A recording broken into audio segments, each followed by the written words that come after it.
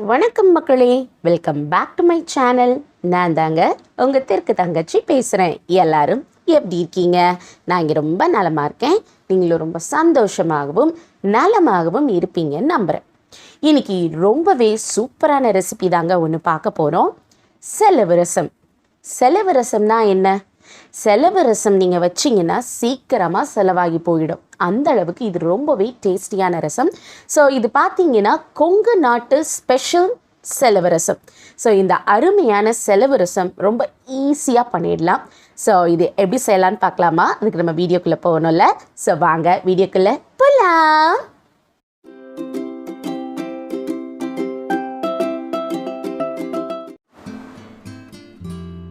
இந்த செலவு ரசம் செய்கிறதுக்கு தேவையான பொருட்கள் பார்க்கலாம்.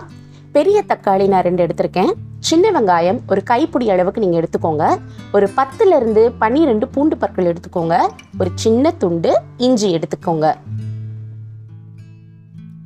1.25 டேபிள் ஸ்பூன் அளவுக்கு தனியா, 2 வரமிளகாய், 1 டேபிள் ஸ்பூன் அளவுக்கு நமக்கு மிளகு வேணும், 1 டீஸ்பூன் அளவுக்கு சீரகம், ஒரு சின்ன துண்டு அளவுக்கு பெருங்காயம் எடுத்துக்கலாம், ஒரு சின்ன துண்டு அளவுக்கு நமக்கு புளி எடுத்துக்கலாம், 1/4 டீஸ்பூன் அளவுக்கு மஞ்சள் தூள், தாளிப்பதற்காக கடுகு மற்றும் வெந்தயம் எடுத்துக்கலாம்.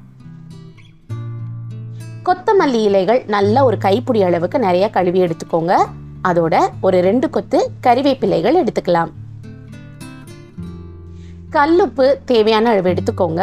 நம்ம தாளிப்பதற்காக கண்டிப்பா நல்லெண்ணெய் சேர்த்துக்கணும். தேவையான அளவு நல்லெண்ணெய் எடுத்துக்கோங்க.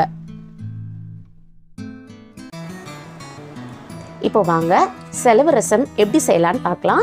நான் இப்போ அடுப்பில் ஒரு கடாய் வச்சுருக்கேன். கடாய் நல்லா சூடானதுக்கு அப்புறமா அதில் ஒரு 2 ஸ்பூன் அளவுக்கு நல்லெண்ணெய் சேர்த்துக்கலாம். பொதுவாகவே ரசம் தாளிப்பதற்கு நம்ம நெய் சேர்த்துக்கலாம், அப்படி இல்லைன்னா நல்லெண்ணெய் சேர்த்துக்கலாம். ஸோ இன்றைக்கி பார்த்தீங்கன்னா நான் ஒரு 2 ஸ்பூன் அளவுக்கு நல்லெண்ணெய் சேர்த்துருக்கேன். நல்லெண்ணெய் சேர்த்ததுக்கு அப்புறமா ஒரு கைப்பிடி அளவுக்கு நம்ம சின்ன வெங்காயம் இதில் சேர்த்துக்க போகிறோம். எல்லாத்துக்குமே தெரியும் சின்ன வெங்காயம் உடம்புக்கு ரொம்பவே நல்லது. அதுவும் இந்த ரசத்துக்கு கண்டிப்பாக சின்ன வெங்காயம் சேர்த்துக்கோங்க. அதோட பார்த்தீங்கன்னா ஒரு சின்ன துண்டு அளவுக்கு நீங்கள் இஞ்சி சேர்த்துட்டு அதோட ஒரு 10லிருந்து 12 பூண்டு பற்கள் அதையும் சேர்த்து நல்லா வதக்கிக்கோங்க. சில பேருக்கு இஞ்சி பிடிக்கல அப்படின்னா நீங்கள் ட்ரை ஜிஞ்சர் பவுடர், அதாவது பார்த்தீங்கன்னா சுக்குத்தூள் இருக்கு இல்லைங்களா, அது ஒரு 1/4 டீஸ்பூன் அளவுக்கு இதில் சேர்த்துக்கலாம்.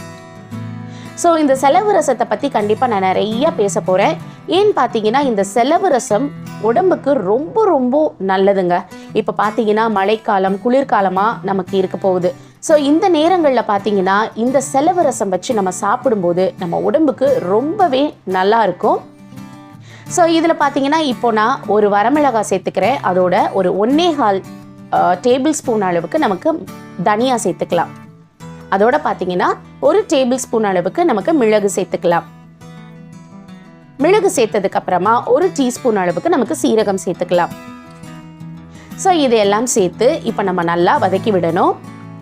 ஸோ இந்த செலவு ரசம் பார்த்தீங்கன்னா நல்ல மழை இல்லாட்டினா அந்த குளிர்காலங்களில் நிறைய பேருக்கு மார்பு சளி கட்டிக்கும். அதுக்கப்புறமா ரொம்ப காஃப் இருக்கும்.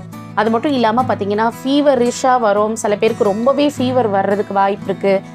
ஸோ அந்த மாதிரி நேரங்களில் நம்ம தொண்டைக்கு இதமாக அந்த தொண்டை இரிட்டேஷன்லாம் போகிற அளவுக்கு ஒரு ரசம் செஞ்சு சாப்பிடணும்னு ஆசைப்படுவோம் இல்லையா? ஸோ அந்த நேரங்களில் கண்டிப்பாக நீங்கள் இந்த செலவு ரசம் வச்சு சாப்பிட்டு பாருங்கள். இப்போ இதில் பார்த்தீங்கன்னா ஒரு சின்ன துண்டு அளவுக்கு நான் பெருங்காயம் சேர்த்துருக்கேன். அதோட கொஞ்சமாக புளி, ரொம்ப சேர்க்க வேண்டாம், கொஞ்சமாக நான் புளி சேர்த்துருக்கேன். இதோட நம்ம ஒரு 2 பெரிய தக்காளியை நல்லா கழுவிட்டு அதை கட் பண்ணி இதோட சேர்த்துக்கோங்க. கிராமங்களில் பார்த்தீங்கன்னா இந்த செலவு ரசம் புளியில தான் செய்வாங்க. புளிக்கரைசல் எடுத்துட்டு அதில் தான் அந்த ரசம் வைப்பாங்க. தக்காளி பழங்கள் சேர்க்க மாட்டாங்க. ஆனால் நான் பார்த்தீங்கன்னா புளி அதிகமாக நான் சேர்க்க மாட்டேன். மேக்ஸிமம் புளி அவாய்ட் பண்ணுவேன்.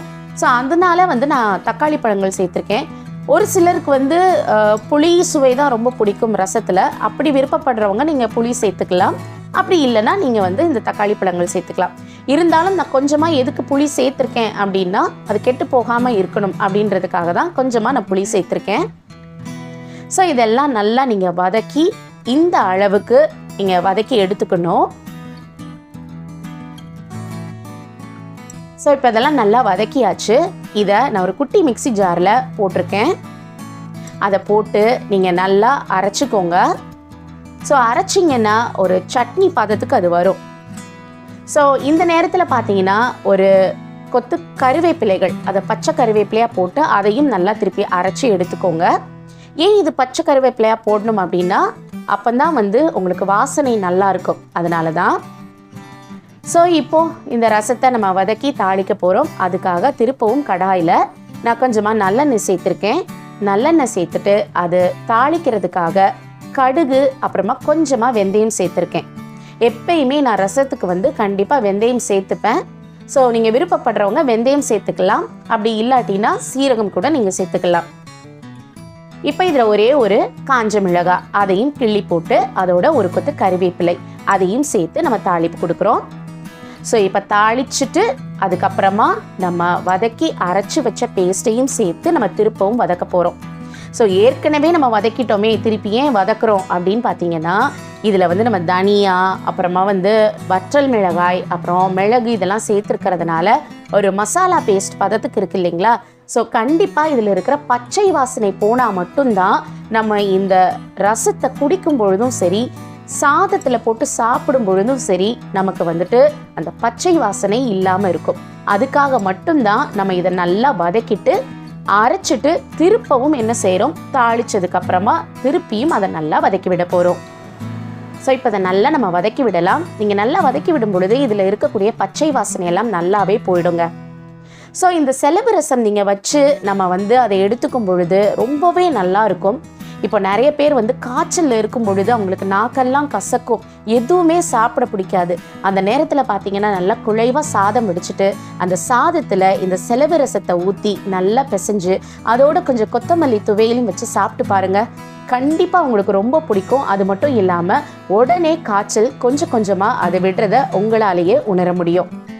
அது மட்டும் இல்லாமல் இந்த ரசம் வந்துட்டு நம்ம குடிக்கும் பொழுது நம்முடைய தொண்டைக்கு ரொம்பவே இதமாக இருக்கும். மழைக்காலங்களில் கண்டிப்பாக உங்கள் எல்லாருக்குமே இந்த ரசம் பிடிக்கும். நீங்கள் வீட்டில் ட்ரை பண்ணி பாருங்கள். இப்போ இதில் ஒரு 1/4 டீஸ்பூன் அளவுக்கு நான் வந்து மஞ்சள் தூள் அதில் சேர்த்துருக்கேங்க. அதையும் சேர்த்து நீங்கள் நல்லா வதக்கி விடுங்க. ஸோ இது ஒரு ஈஸியான ரசம் தான். ரசத்தில் என்ன பெருசாக இருக்குது, இதை செஞ்சு காட்டுறேன் அப்படின்னு சொல்லி நீங்கள் கண்டிப்பாக நினைக்காதீங்க. நீங்கள் நிச்சயமாக இதை ட்ரை பண்ணி பாருங்கள். உங்கள் வீட்டில் இருக்கிறவங்க எல்லாருக்கும் செஞ்சு கொடுக்கும் பொழுது அவங்க இதை சாப்பிட்டதுக்கப்புறம் உங்களுக்கு கொடுக்குற ஃபீட்பேக்லேயே கண்டிப்பாக தெரிஞ்சிருக்கும் நீங்கள் நிச்சயமாக ஒரு நல்ல ரெசிபி செஞ்சுருக்கீங்க அப்படின்னு. இப்போ பார்த்தீங்கன்னா நம்ம ஏற்கனவே நம்ம மிக்ஸி ஜாரை அலசின தண்ணி இருக்கும் இல்லைங்களா. ஸோ அதை நல்லா நான் வந்து அலசி இதில் சேர்த்துருக்கேன். இப்போ நீங்கள் ரசத்துக்கு எவ்வளோ தேவையோ அந்த அளவுக்கு நீங்கள் தண்ணி சேர்த்துக்கலாம். நான் வந்து ஒரு 3½ கப் அளவுக்கு நான் வந்து தண்ணி சேர்த்துக்க போகிறேங்க. ஸோ நீங்கள் வந்து இந்த அளவுக்கு உங்களுக்கு வந்து இந்த ரசம் வந்து குடிக்கிறதுக்கு எவ்வளோ பக்குவமாக பதமாக வேணுமோ அந்த அளவுக்கு நீங்கள் இதில் தண்ணி சேர்த்துக்கிட்டு இதை வந்து நீங்கள் ப்ரிப்பேர் பண்ணிக்கலாம். ஸோ நீங்கள் பார்க்கும் பொழுது தெரியும், இது வந்து ஒரு டொமேட்டோ சூப் மாதிரி தான் நமக்கு தெரியும். ஆனால் இது ரொம்பவே நல்லாயிருக்கும். ஸோ நான்லாம் பார்த்தீங்கன்னா நான் இந்த ரசம் செஞ்சால் நான் ஒரு கப்பில் அழகாக ஊற்றி நல்லா சுட சுட குடிப்பேன். எனக்கு ரொம்பவே பிடிக்கும். அதுவும் எஸ்பெஷலி பார்த்தீங்கன்னா எனக்கு மழை ரொம்ப பிடிக்கும். அந்த மழை டைமில் ஸோ சூடான இந்த ரசத்தை வந்து ஒரு கப்பில் எடுத்துகிட்டு மழை பெய்யும் பொழுது பக்கத்தில் நின்று அப்படியே ரசிச்சுக்கிட்டு சுட சுட இந்த ரசத்தை குடிச்சு பாருங்கள். டேஸ்ட் வந்து அட்டகாசமாக இருக்குங்க. அது ஏன் வந்து எக்ஸ்ட்ரா டேஸ்ட் ஆகுது அப்படின்னு பார்த்தீங்கன்னா அந்த கால சூழ்நிலையோட நம்ம இதை சமைச்சு சாப்பிடும் பொழுது அதனுடைய ஃபீலே தனி ஃபீல் தான். எத்தனை பேர் அந்த மாதிரி வந்து ரசித்து சாப்பிட்ருக்கீங்க கண்டிப்பாக கமெண்ட்டில் சொல்லுங்கள். இப்போ இந்த ரசத்துக்கு தேவையான அளவுக்கு நம்ம வந்து உப்பு சேர்த்துக்கலாம். நான் வந்து கல்லுப்பு சேர்த்துருக்கேன். ஸோ கல்லுப்பு சேர்த்துட்டு நீங்கள் நல்லா மிக்ஸ் பண்ணி விடுங்க. ஸோ பார்த்தீங்கன்னா நம்மளுடைய செலவு ரசம் அருமையாக ரெடி ஆகிட்டுருக்கு. ஸோ இது வந்து ஆல்மோஸ்ட் முடிஞ்சிடுச்சு அப்படின்னே சொல்லலாம். இப்போ பார்த்தீங்கன்னா வந்து இதில் ஒரு 1/2 டீஸ்பூன் அளவுக்கு நான் வந்து சர்க்கரை சேர்த்துக்கிறேன். இது வந்து எதுக்காக நம்ம ரசத்தில் வந்து சுகர் சேர்க்குறோம் அப்படின்னு பார்த்தீங்கன்னா அந்த உப்பு புளிப்பு காரம் எல்லாமே சேர்ந்துட்டு நமக்கு ரசம் வந்து ரொம்ப டேஸ்டியாக கிடைக்கும். அதனால தான் கண்டிப்பாக அதில் வந்து சுகர் சேர்க்கணும். ஸோ நீங்கள் ஒயிட் சுகர் வந்து அவாய்ட் பண்ணணும்னு நினைக்கிறவங்க நீங்கள் வந்து ப்ரௌன் சுகர் கூட சேர்த்துக்கலாம். ஸோ இப்போ சூப்பராக கொதிச்சு நமக்கு அருமையாக மேலே நுர கட்டி இந்த செலவு ரசம் ரெடியாக இருக்குது. இந்த டைமில் பார்த்தீங்கன்னா ஒரு கைப்பிடி அளவுக்கு நல்லா கொத்தமல்லி இலைகளை வந்து நல்லா நறுக்கி இதோட சேர்த்துட்டு நீங்கள் வந்து அடுப்பை ஆஃப் பண்ணிவிடுங்க. இப்போ அதை கொஞ்சம் நல்லா மிக்ஸ் கொடுங்க. அந்த கொத்தமல்லியினுடைய ஃப்ளேவர் எல்லாமே வந்துட்டு அந்த ரசத்தில் இன்ஃப்யூஸ் ஆகணும் இல்லைங்களா? ஸோ அதுக்காக இப்போ நல்லா மிக்ஸ் பண்ணி விடலாம். ஸோ அருமையான செலவு ரசம் ரெடியாக இருக்குங்க. கண்டிப்பாக நீங்கள் இதை ட்ரை பண்ணி பாருங்கள். உங்கள் எல்லாருக்குமே ரொம்ப பிடிக்கும். உங்கள் வீட்டில் இருக்கிறவங்களுக்கும் இந்த மழை காலத்தில், இந்த குளிர்காலத்தில் செஞ்சு கொடுங்க. ரொம்ப விருப்பப்பட்டு இந்த ரசத்தை அவங்க சாப்பிடுவாங்க. ஸோ நான் சொன்னால் போல் நல்ல குழைவாக சாதம் வச்சுட்டு நீங்கள் கொடுக்கலாம். ஸோ இதை நீங்கள் சர்வ் பண்ணும்போது இன்னும் கூட கொஞ்சம் இந்த மாதிரி மிளகுத்தூள் சேர்த்து சர்வ் பண்ணிங்கன்னா ரொம்பவே அருமையாக இருக்குங்க. ஸோ கண்டிப்பாக நான் சொன்ன மாதிரி இது வந்து ஒரு அருமையான ரசம். இது வந்து ஒரு சாதாரண ரெசிபி தானே அப்படின்னு நீங்கள் நினச்சிக்காதீங்க. கண்டிப்பாக உணவே மருந்து அப்படின்னு சொல்லி நமக்கு நிறைய தடவை நம்ம கேள்விப்பட்டிருந்தா கூட நம்ம வந்து அதையெல்லாம் நம்ம கடையே பிடிக்க மாட்டோம். ஸோ தேவையில்லாமல் நம்ம நிறைய செலவுகள் வந்து மருத்துவமனைக்கு நம்ம செலவு செய்கிறத காட்டிலும் நீங்கள் வந்து இந்த மாதிரி ஒரு செலவு ரசத்தை செஞ்சு அதை சீக்கிரமாக செலவு பண்ணி அதை சாப்பிடும் பொழுது டேஸ்ட் ரொம்ப நல்லாயிருக்கும். இது ரொம்ப சூப்பராக இருக்கும். ரொம்ப ரொம்ப சுவையாக இருக்குங்க. இன்றைக்கி நான் செஞ்ச செலவு ரசம் உங்கள் எல்லாருக்குமே ரொம்ப பிடிச்சிருக்கும்னு நான் நினைக்கிறேன். கண்டிப்பாக இந்த செலவு ரசத்தை நீங்கள் வீட்டில் எல்லாருக்கும் செஞ்சு கொடுத்து சந்தோஷமாக இருங்க.